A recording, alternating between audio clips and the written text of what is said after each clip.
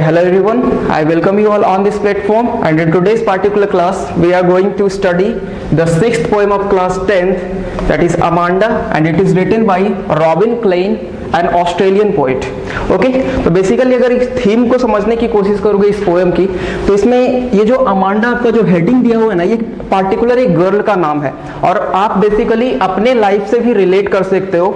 ये poem basically specify किया गया है गर्ल्स के लाइफ से. ठीक है, ऐसे गर्ल्स का लाइफ नहीं बोल सकते आप, टीनेजर्स को भी इसमें, मतलब बॉयज हो या गर्ल हो, आप 10th क्लास में पहुंच गए हो. ठीक है, आप 10th क्लास में आ गए तो आपका टीन एज बेसिकली स्टार्ट हो चुका होता है. तो होता क्या है एक्चुअली में कि आपके पेरेंट्स बेसिकली आपको बात बात पे बोलते हैं ये चीज कि बेटा ये मत करो, don't do this, don't do that. ऐसा सिचुएशन बेसिकली आता है लाइफ में. ठीक है, लेकिन आप उस चीज को मानने के लिए जरा सा भी तैयार नहीं होते. ठीक है, आप बिल्कुल अपोज करते हो अपने पेरेंट्स को, बहुत ही इंडिफरेंटली बिहेव करते हो कि नहीं हमें कोई फर्क ही नहीं पड़ रहा. ठीक है, आप बहुत ही ज्यादा मूडी हो जाते हो कि नहीं हम अपनी मर्जी का करेंगे. ठीक है, और आपको ऐसा लगने लगता है कि मेरे माँ बाप मेरा अच्छा नहीं चाहते हैं. ठीक है, वो हर एक बात पर टोकना, ऐसा लग रहा है कि आपकी फ्रीडम बिल्कुल कर्टेल हो जाती है. ठीक है, यहाँ मत जाओ, ये मत करो, ऐसे मत बैठो, ये मत करो. ठीक है, तो बच्चे भी ऐसा होता है कि बहुत सारे स्टूडेंट्स जो स्पेशली गर्ल्स की बात की जा रही है कि आप घर में रहती हो, बेसिकली गर्ल्स घर में रहती है और माँ, ज्यादातर माँ की ही बात है. ऐसे पापा तो आपके बाहर रहते हैं ना, तो माँ बेसिकली आपको बोलती है बेटा ऐसे मत करो, ये मत करो, ये मत खाओ. ठीक है, तो आप इस चीज से बहुत ज्यादा डिसअपॉइंटेड, बहुत ज्यादा इरिटेटेड फील करते हो. ठीक है ना, तो सिमिलरली एक गर्ल है, उसका नाम है अमांडा, और उसकी भी माँ जैसे कि आपकी माँ, यानी सबकी माँ बेसिकली उनको टोकती है बातचीत पे. ठीक है, ऐसे मत करो, don't do that, don't do this. ठीक है, तो उसका रिएक्शन क्या होता है और अपने आप से भी आप रिलेट करते हो, क्योंकि बहुत सारी गर्ल्स होगी या बहुत सारे बॉयज होंगे जो बिल्कुल ऐसा करते होंगे, है ना. आप जैसे जैसे देखो अपने आप लाइफ से रिलेट कर लेते हो और आपको मैसेज क्या मिलेगा कि आप सही कर रहे हो या आपके पेरेंट्स सही है, किनका पर्सपेक्टिव बेसिकली लाइफ को लेकर सही है. ठीक है, इस चीज को समझते आप कि बच्चे यहाँ पे सही है या पेरेंट्स सही है या दोनों सही है अपने पॉइंट ऑफ व्यू से, अपने पर्सपेक्टिव से. ठीक है, उस चीज को समझते हैं और मैसेज को भी समझेंगे. ठीक है, देखिए तो फर्स्ट लाइन में आप देखोगे, फर्स्ट स्टेंजा में जो है अमांडा की माँ, ठीक है, उन्हें मना कर रही है, प्रोहिबिट कर रही है कि ऐसे मत करो. ठीक है, और जो ये ब्रैकेट में आपका लिखा हुआ है ना, ठीक है, थ्री लाइंस में, ये अमांडा इमेजिन कर रही है. ठीक है, बिल्कुल ही इनडिफरेंटली उनके उस अपनी माँ की बातों को इग्नोर करते हुए, ठीक है, अपने दुनिया में ये खोई रहती है. ठीक है, तो जैसे फर्स्ट लाइन फर्स्ट स्टेंजा में लिखा गया, देखो ये जो माँ बोल रही है थोड़ा सा पीच हाई है. ऐसे आप देखोगे कि ऐसा बोला जा रहा है तो लग रहा है ऐसे माँ उसके स्कोल्ड कर रही है, उसे डांट रही है, बट बेसिकली ऐसा नहीं. आपकी माँ आपको डांटती है, लेकिन पर्पस क्या होता है आपको समझाना. हर एक पेरेंट्स चाहते हैं कि मेरा बच्चा, ठीक है, मेरी सन हो या डॉटर बेसिकली एक अच्छा ह्यूमन बीइंग बने. यही तो सोच होता है ना बेसिकली. तो वही बोल रहे हैं, जैसे फर्स्ट लाइन में उसकी माँ बोली, ठीक है, आप समझते जाओगे, don't bite your nails Amanda, don't hunch your shoulders Amanda, stop that slouching and sit straight Amanda. ठीक है, देखो बार बार अमांडा अमांडा बोले, तो अमांडा उस गर्ल का नाम है, उसकी माँ प्रोहिबिट कर रही है उसे कि don't bite your nails Amanda. देखो बहुत सारी गर्ल्स की हैबिट होती है कि बैठी हुई है और अपने मुंह में, अपने माउथ में नेल से, दांत से बाइट करते रहती बेसिकली. तो कहीं ना कहीं ये एक बहुत ही बैड हैबिट होता है.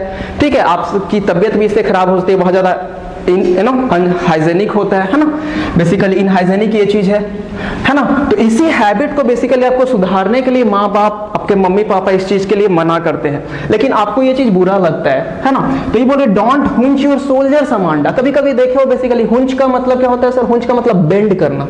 ठीक है, कभी कभी जैसा लगता है कि बॉडी में कोई जान ही नहीं है. तो बेसिकली होता क्या है ना कि आप in which society you are living in, ठीक है, what are the expectations of the people. People expects from you that you must follow a code of conduct and etiquette, एक सोशल बिहेवियर, एक बहुत ही ज्यादा क्या बोल सकते हैं, वेल मैनर्ड. बेसिकली गर्ल्स पे इसी ज्यादा फोकस किया जाता है. ठीक है ना, कि गर्ल्स को ये नहीं करना चाहिए, ये नहीं करना चाहिए.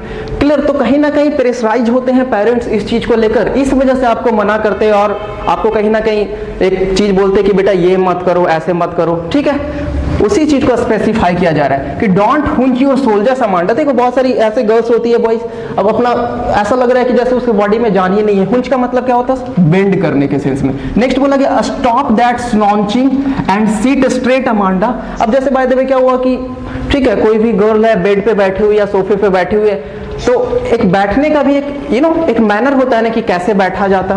अब देखो वो बहुत ही ज्यादा रिलैक्स मूड में, लेजी मूड में, यू नो, बहुत ही ज्यादा स्लगिश बिहेवियर लेके बैठी हुई, ऐसा लग रहा है कि जैसे बॉडी में कोई एनर्जी ही नहीं है। तो उसकी माँ बोल रही है कि stop that slouching and sit straight Amanda, ठीक है, ये सब क्या तुम बना, ऐसे क्या बिहेव करती हो, ठीक है, तुम्हें एक परफेक्ट होना चाहिए, एक परफेक्शन होना चाहिए तुम्हारे बॉडी में, ठीक है, ठीक से बैठो तो सही कम से कम।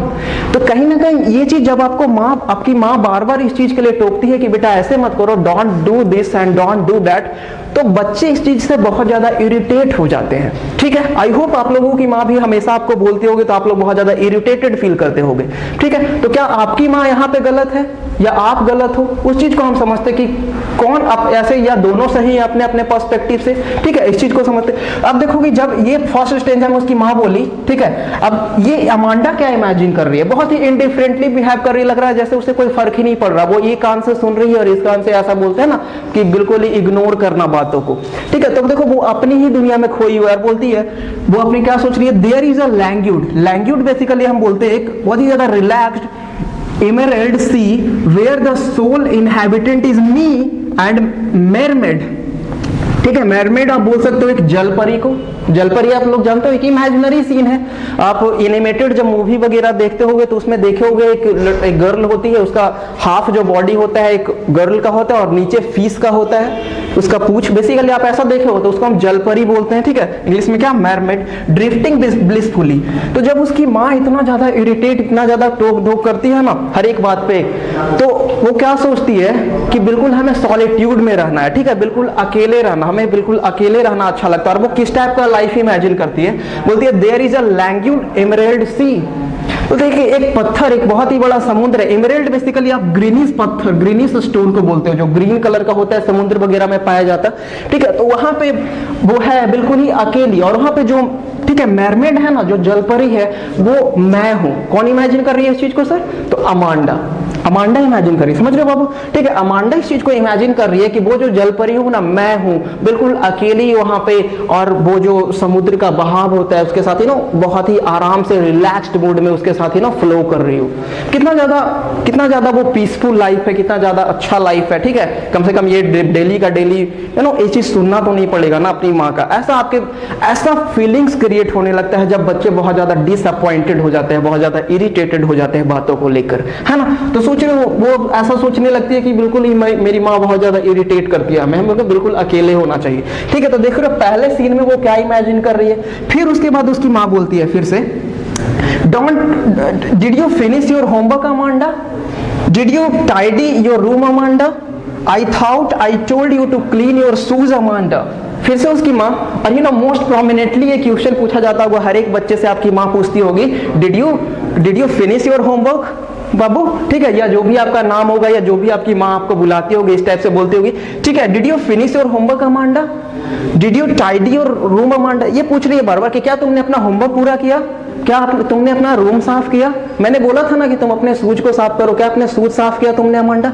ये बार बार जब उसकी माँ इस चीज को बोलने लगती है कि ये किया आपने, ये किया, ये नहीं किया, ठीक है। तो देख रहे हो अमांडा का रिएक्शन क्या हो रहा है कि बहुत ज्यादा इस चीज को वो निगेटिव ले रही है और बहुत ही ज्यादा डिसअपॉइंटेड फील कर रही है, इरिटेटेड फील कर रही है, ठीक है। तो देखो सेकेंड स्टेज बेसिकली क्या वो फील करती है, क्या इमेजिन करती है अपने आप को। तो बोलती है I am an orphan. Orphan basically हम लोग बोलते हैं एक ऐसे बच्चे को जिसके माँ बाप नहीं होते बेसिकली, ठीक है। तो यहाँ पे ये किस चीज को इमेजिन किया गया है, I am an orphan roaming the street, ठीक है। I pattern soft dust with my hushed bare feet, the silence is golden, the freedom is sweet. तो जब इसकी माँ ये सब बोल रही है ना, तो वो क्या इमेजिन कर रही है कि आई एम एन ऑर्फन, ठीक है, मैं बिल्कुल ही एक ऐसी बच्ची हूं जिनके आगे पीछे बोलने वाला कोई नहीं है, ठीक है। ऐसा सोचो कितना ज्यादा स्ट्रॉन्ग थाउट आने लगता है बच्चों के माइंड में इरिटेशन के बाद। तो बताओ ये थाउट आना क्या गलत है, बताओ। जिसके मम्मी पापा नहीं है, मॉम डैड नहीं है, उनसे पूछो कि कितना कितना मुश्किल होता है जिंदगी जीना, ठीक है। आगे पीछे आपके बोलने वाले हैं कि बेटा ये मत करो, ये मत करो, आपको रास्ता दिखाने वाले, तो आपको बहुत ज्यादा वो चीज इरिटेशन फील होने लगता है, ठीक है, कि अपना डिसअपॉइंटेड फील करते हो कि मेरी माँ हर एक बात पे मुझे टोकते रहती है, ठीक है। लेकिन उनसे पूछो कि जिनके माँ बाप है ही नहीं, और आप यही अमांडा इमेजिन कर रही है कि आई एम एन ऑर्फन, ठीक है, मैं बिल्कुल ही एक अनाथ बच्ची हूँ, मेरे आगे पीछे बोलने वाला कोई नहीं है, ठीक है। I pattern soft dust with my hushed bare feet, the silence is golden, the freedom is sweet. और वो ये इमेजिन करती है ना, वो ऐसा सोचती है बेसिकली, ठीक है, वो ऐसा सोचती है बेसिकली, सॉरी, वो ऐसा सोचती है कि मैं एक ऐसी बच्ची होती जिसके पैर में बेयर फीट होता। बेयर फीट बोलने का मतलब जिसके पैर में ना ही, आप बोल सकते हो नेक्ड फीट, ना ही स्लीपर्स है, ना ही शूज है। अब कोई बच्चा ऑर्फन है बेसिकली, तो उसके पास ना ही शूज होगा ना ही स्लीपर्स होगा, ठीक है। अब बोलती है कि वो मैं डस्ट, जो वहां पे रेत होगा, सैंडी प्लेस होगा, वहां पर घूमकर मैं अपने पैरों से पैटर्न, देखते हो बचपन में आप जब बालू वाले इलाके पे सैंडी प्लेस पे जाते थे तो आप पैरों से अपना क्या बनाते थे, पैटर्न बनाते थे, अलग अलग तरीके का डिजाइन बनाते थे, अपने हाथों से भी करते थे। तो ये सोच रहे कि वो लाइफ कितना अच्छा होता है ना, उसमें कितना मजा आता, कोई बोलने वाला नहीं है, बिल्कुल ही फ्री, अपने लाइफ में जो मन में आ रहा वो कर रहे, ठीक है। तो वो कितना अच्छा लाइफ होता है, वो इमेजिन कर रही है, ठीक है। समझ रहे हो यहां तक? तो वो बताओ फर्स्ट स्टेज में बोल रही है कि मैं एक मैरमेड हूं, मैं एक जलपरी हूं जो कि बिल्कुल अकेले वो जो फ्लो होता है, समुद्र का फ्लो होता है, उसके साथ बह रही है। और दूसरे में वो सोच रही है मैं और एक ऑर्फन हूं और मेरे आगे पीछे बोलने वाला कोई नहीं है, मेरा पैर बिल्कुल ही नेक्ड है, ना ही स्लीपर्स ना ही शूज, और मैं अपने पैरों से बिल्कुल ही जो सैंडी प्लेस होता है वहां पे पैटर्न बना रही हूँ, ठीक है। तो आप अपने आप से रिलेट कर पा रहे हो ना कि आपकी माँ भी बोलती होगी कि डोंट डू दैट बेटा, don't do that, don't do this, ऐसा बोलती होगी आपकी माँ, तो आपको बहुत ज्यादा इरिटेटेड फील होता होगा, ठीक है। आप रिलेट कर पा रहे होगे अपनी लाइफ से, ठीक है। अब नेक्स्ट देखो, नेक्स्ट उसकी माँ क्या बोलती है, don't eat that chocolate Amanda, remember your acne Amanda, will you please look at me when I am speaking to you Amanda. देखो फिर से उसकी माँ बोली don't eat the chocolate Amanda, remember your acne Amanda. देखो basically acne आप जब बोलते हो ना, पिंपल्स हो जाता है बिकॉज ऑफ ऑयली स्किन्स, ऐसा है ना, बॉयज में ज्यादातर ये होता है, लेकिन गर्ल्स को अगर हो जाता तो बहुत ज्यादा प्रॉब्लम समझने लगते हैं लोग। ऐसा हमारी सोसाइटी का ये चीज होता है, एक ऐसा एक्सपेक्टेशन होता है कि एक परफेक्ट होना चाहिए, एक गर्ल को एकदम बिल्कुल ही परफेक्ट होना चाहिए, जरा सा कुछ भी नहीं होना चाहिए, ऐसा ऐसा सोच होता है बेसिकली। तो ही बोल रहे, उसकी माँ उसे मना करती है कि तुम्हें वो एक्ने याद नहीं कि वो तुम्हारा एक्ने हो गया था फेस पे, ठीक है, तो चॉकलेट क्यों खा रही हो, फिर से एक्ने हो जाएगा। तो बताओ चॉकलेट खाने से भी आपकी माँ आपको रोक रही है, तो आप बिल्कुल ही ज्यादा ऐसा फील करने लगते हो ना कि लगता है कि जिंदगी एकदम, समझ रहे हो कितना ज्यादा कन्फाइंड हो गया, हर एक चीज पे रोक टोक, हर एक चीज पे रोक टोक, ऐसा सोचने लगता है। Will you please look at me when I am speaking to you. और जब आपकी माँ आपसे बात कर रही होती ना, तब बहुत ज्यादा इग्नोर करते हो, आपकी माँ इधर देखकर बोल रही हो तो आप उधर फेस घुमाकर सुन रहे हो चुपचाप, ऐसा लग रहा है कोई मतलब ही नहीं है, इग्नोर कर रहे हैं सारे चीजों को, ठीक है। तो आपकी माँ बोल रही है will you please look at me when I am speaking to you, जब मैं तुमसे बोल रही तो तुम एटलीस्ट मेरी तरफ तो देखो, ठीक है, इतना ज्यादा ऐसे ही बिहेव क्यों करती हो, ठीक है। तुम्हारी भलाई के लिए ना वो चीजों को बोला जाता है कि बेटा ये मत करो वो मत करो, लेकिन तुम तो हो कि बिल्कुल ही इग्नोर कर रही हो बातों को, समझ रहे हो। तो यहाँ पे फिर उसकी माँ बोली, तो देखो फिर वो क्या फील करती है, ठीक है, कितना ज्यादा स्ट्रॉन्ग, कितना ज्यादा डीप थाउट आता है एक गर्ल के माइंड में स्पेशली। देखो बॉयज को उतना ज्यादा रोक टोक नहीं किया जाता, ठीक है, वो स्कूल से आया, निकल गया खेलने के लिए, इधर उधर घूमने लगा, ठीक है, उतना ज्यादा प्रोहिबिशन उसको नहीं होता, रेस्ट्रिक्शन कि ये मत करो वो मत करो। लेकिन गर्ल्स को रेस्ट्रिक्शन बहुत ज्यादा होता है, ठीक है। तो गर्ल्स घर में रहते रहते बहुत ज्यादा इरिटेटेड हो जाती है, तो उसके माइंड में बहुत ही निगेटिव थॉट भी आने लगता है अपने माँ बाप के प्रति, ठीक है। उसी चीज को एक्सप्लेन किया जा रहा है, बोला आई एम रेपिंजल। अब ये क्या सोचने लगी कि I am Rapunzel, I have not a care life in tower in tranquil and rare, I will certainly never let down my bright hair, I am Rapunzel. Rapunzel क्या होता है बेसिकली, तो आप बचपन में पढ़े होंगे, मे भी कोई बच्चे पढ़े होंगे, रेपिंजल एक फेयरी टेल है, ठीक है, एक फेयरी, एक परियों की कहानी है, ठीक है, जिसमें क्या होता है कि उस परी का जो हेयर होता है बहुत ही ज्यादा लॉन्ग होता है, बहुत ही ज्यादा स्ट्रॉन्ग होता है, और वो एक टावर में रहा करती है। टावर आप लोग समझते हो ना, ठीक है, एक टावर पे रहा करती है, और उसका जो हेयर होता है ना, जब उसका हेयर जो है टावर से बाहर जब बाहर आ जाता तो हेयर उसका इतना ज्यादा लंबा होता है कि नीचे तक आ जाता, तो उसी से जो उसके इनेमी होते हैं, उसके एंटागोनिस्ट जो होते हैं, वो उसके हेयर के सहारे ऊपर आ जाते हैं, उसे नुकसान पहुंचाने के लिए, उसे परेशान करने के लिए। ऐसा कहानी है। तो वो इमेजिन कर रही है ना कि मैं भी एक रेपिंजल हूं, मैं भी वो परी हूं, मैं भी वो परी हूं, and I have not a care life in the tower in tranquil. Tranquil का मतलब क्या होता है बाबू? ट्रैंक्विल का मतलब बिल्कुल ही काम एंड कंपोज्ड, बिल्कुल ही पीसफुल लाइफ, जहां पे बोलने वाला कोई नहीं हो, बिल्कुल ही सॉलिट्यूड में हो, बिल्कुल ही साइलेंस वाला लाइफ, ठीक है ना, कोई इरिटेट करने वाला नहीं हो, अपनी मर्जी से अपने फ्रीडम से लाइफ जी रहे हो। ऐसे सिचुएशन को बोलते हैं ट्रैंक्विल एंड रेयर। ऐसा सिचुएशन होता बहुत ही रेयर हेयर है, ठीक है, और I will certainly never let down my bright hair, और बोल रही है ना कि वो जो परी थी वो तो अपने बालों को नीचे कर देती थी, तभी तो लोग उसको हार्म पहुंचाने के लिए आ जाते हैं। मैं अपने बालों को कभी नीचे करूंगी ही नहीं, ठीक है, मैं अपनी मेरा जो बाल होगा मैं अपने टावर के ऊपर ही रखूंगी ताकि कोई भी मुझे परेशान करने के लिए ना आ पाए, ठीक है, इमेजिन कर पा रहे हो? ओके, तो ऐसा सोचे, ऐसा डीप थॉट आ गया। फर्स्ट में क्या सोच रही है, सेकंड, फिर थर्ड में क्या सोचने लगी, है ना। फिर लास्ट स्टेंजा में उसकी माँ फिर से बोलती है, stop that sulking at once Amanda, you are always so moody Amanda, anyone would think I nagged at you Amanda. देखो बार बार अमांडा अमांडा बोला जा रहा है, that is called repetition, that poetic device is repetition. हम लोग उसको भी डिस्कस करते हैं, पहले इसको समझते हैं, ठीक है। Stop that sulking at once Amanda. अब देखो बेसिकली क्या होता है, जब आपकी माँ आपसे कुछ बोल रही है, आपके पापा, ऐसे ज्यादातर माँ ही बोलती है, तो अब क्या होता है कि अपना बहुत ज्यादा मुंह फुलाकर बैठ गए, लगता है कोई मतलब ही नहीं, घर में भी कोई अगर गेस्ट आ रहे हैं तो उनसे भी बात नहीं कर रही हो, आप बहुत ही बदतमीजी से बिहेव करती हो, ठीक है, बहुत ही ज्यादा डिसअपॉइंटेड, हेल्पलेस फील करके अकेले में बैठी हुई रहती है। जब आपकी माँ आपको किसी वजह से डांट देती है, या डांटती नहीं, इनफैक्ट समझाने की कोशिश करती है, बट आपको लगता है वो डांट है, ठीक है ना।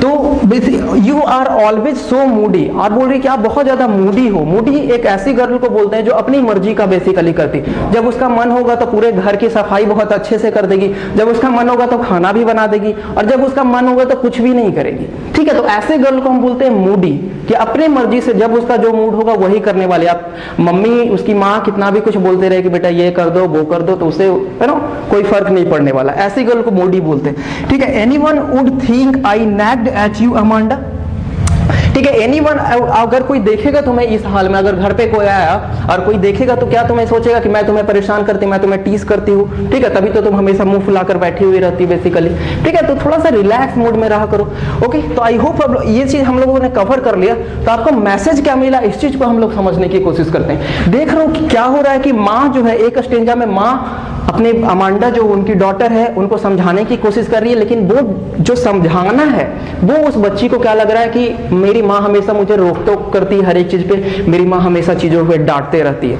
ठीक है, ऐसा उसे फील होता है। लेकिन बताओ क्या रियली में आपकी माँ आपको डांटती रहती है हर एक चीज के लिए, ठीक है। एक सिचुएशन ऐसा भी अब यहाँ पे देखा जाएगा ना, तो माँ भी एक तरीके से सही है और बच्ची जो डॉटर होती है या बच्चे होते हैं वो भी सही है थोड़े से, ठीक है। क्योंकि अगर देखा जाए तो कोई चीज अगर एक्सेस हो जाएगा ना, जरूरत से ज्यादा अगर कोई चीज हो जाता है तो कहीं ना कहीं वो बेकार ही हो जाता है। अब आपकी माँ आपको चॉकलेट खाने के लिए, यहाँ जाने के लिए, वहां जाने के लिए रोकेगी, तो कहीं ना कहीं ऐसा होता है कि बच्चे बहुत ज्यादा इरिटेटेड फील करते हैं, ठीक है, बहुत ज्यादा डिसअपॉइंटेड हो जाते हैं, बहुत ज्यादा हेल्पलेस फील करने लगते हैं, ऐसा लगने लगता है कि घर और छोड़कर चले जाए, ऐसा बेसिकली थॉट आता है बच्चों में। लेकिन आप थोड़ा गलत जा रहे हो, ठीक है ना। आपकी माँ अगर बोलती है आपको, अगर पापा आपके कुछ बोलते कि बेटा ये मत करो, तो कहीं ना कहीं, ठीक है, आपकी मम्मी आपके लिए गलत तो नहीं ना चाहेगी। आप ये चीज को समझते हो क्या? आपकी मम्मी आपके लिए गलत चाहेगी कि मेरी बच्ची जो है या मेरा बेटा जो है बेसिकली गलत रास्ते पे चला जाए? ऐसा तो नहीं ना होगा कि आपके साथ कुछ गलत हो जाए, ऐसा थॉट होगा। देखो कहीं ना कहीं सोशल प्रेशर होता है। आप in which society you are living in, what the expectations of people, actually people expect you must follow a code of conduct, you must follow an etiquette basically, ठीक है। आपको एक सोशल बिहेवियर, स्पेशली गर्ल्स को, ठीक है, ऐसा होना तो नहीं चाहिए, बट हमारी सोसाइटी ऐसी ही कि गर्ल्स से कुछ ज्यादा ही एक्सपेक्टेशंस होता है, ठीक है, कि बॉयज ये चीज कर सकते हैं, गर्ल्स ये चीज नहीं कर सकती है, ठीक है, ऐसा एक थॉट होता है बेसिकली।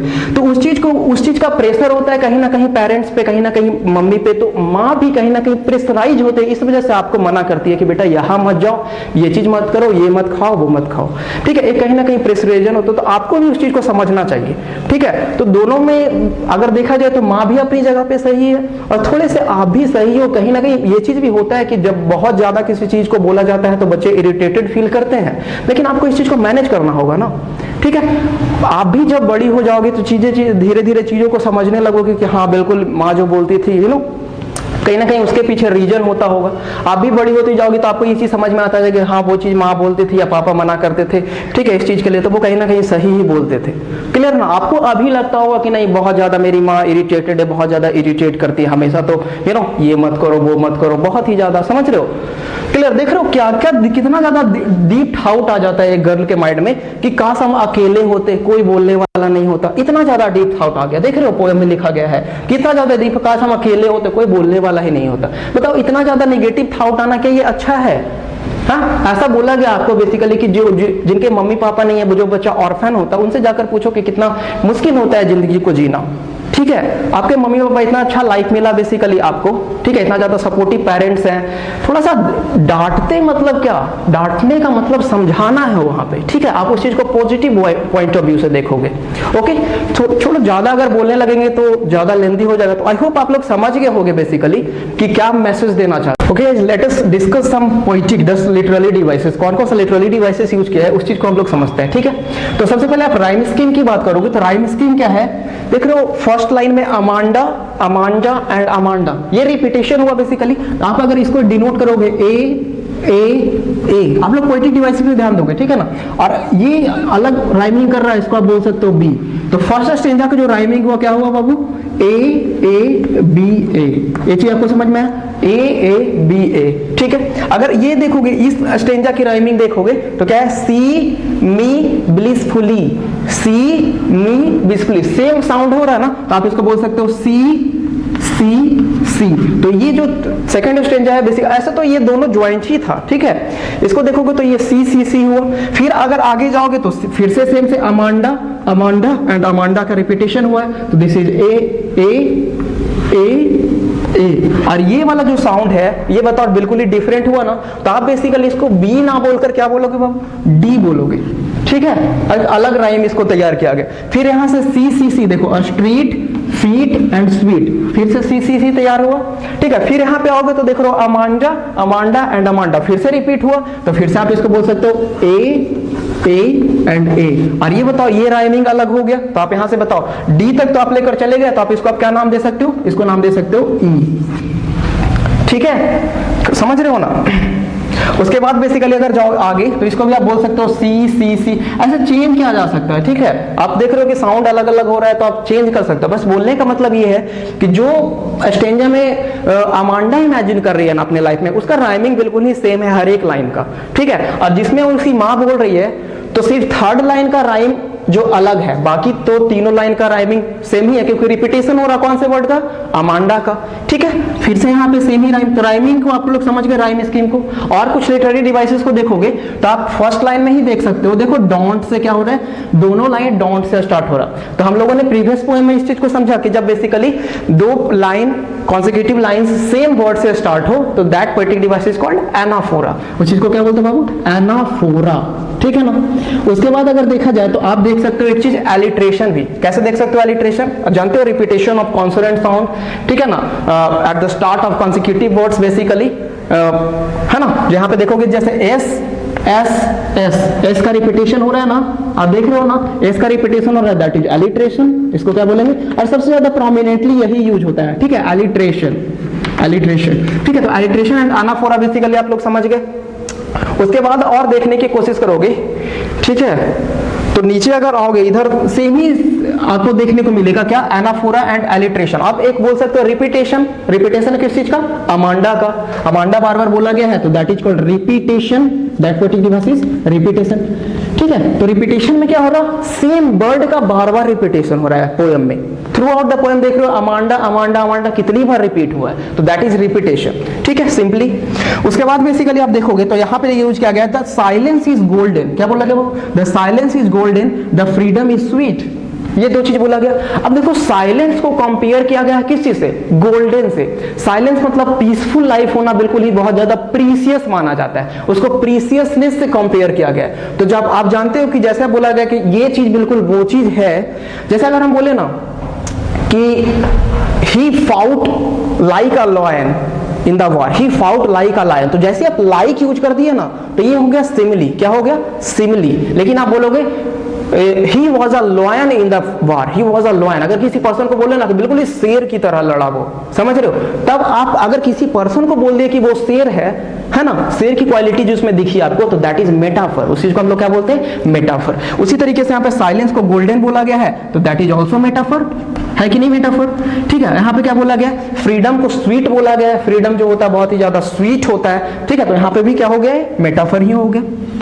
समझ रहे हो आप लोग, ठीक है ना।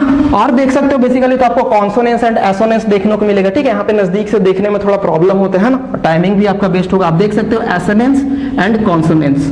ठीक ठीक है ना, एसोनेंस एंड कॉन्सोनेंस। आप देख सकते हो ये भी यूज हुआ होगा पोएटिक। आप लोग कॉन्सोनेंस एंड एसोनेंस जानते हो, रिपीटेशन अगर वॉल साउंड हो रहा है, वॉल साउंड जैसे ए ओ का रिपीटेशन, ए का रिपीटेशन, आई का रिपीटेशन अगर बहुत ज्यादा हो रहा है तो दैट इज कॉल्ड एसोनेंस। ठीक है, और अगर कॉन्सोनेंट साउंड का रिपीटेशन बहुत ज्यादा हो रहा है तो दैट इज कॉन्सोनेंस।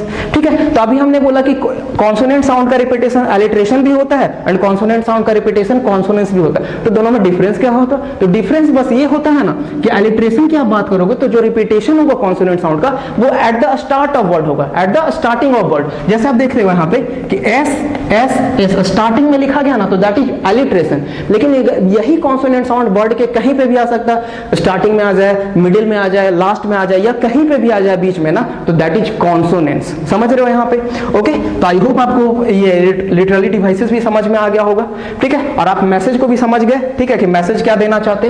ओके, तो बेसिकली आप अपने पेरेंट्स की अपने पेरेंट्स के जो बातें होती है, ठीक है, जो आपको समझाना चाहते हैं उनको थोड़ा सा ओबे करो, उसके मानने की कोशिश करो। ठीक है, ऐसा नहीं कि आपके लिए वो गलत चाहते। ठीक है, थोड़ा सा ये सब आई नो कि वो थोड़ा गर्ल्स के लिए गर्ल्स के लिए थोड़ा सा मुश्किल वाला सिचुएशन होता है क्योंकि उससे ज्यादा रोक टोक की जाती है। ठीक है, लेकिन अब क्या कर सकते हो, ऐसा ही होता है, आपको थोड़ा सा उसी में मैनेज करके चलना पड़ता है। ठीक है ना, ऐसा नहीं कि आप अपने पेरेंट्स को ही गलत समझने लगो कि मेरे पेरेंट्स ही मेरे लिए एनिमी की तरह बिहेव करते हैं, ऐसा नहीं होता है। ठीक है ना, आप थोड़ा गलत जा रहे हो इस चीज को लेकर।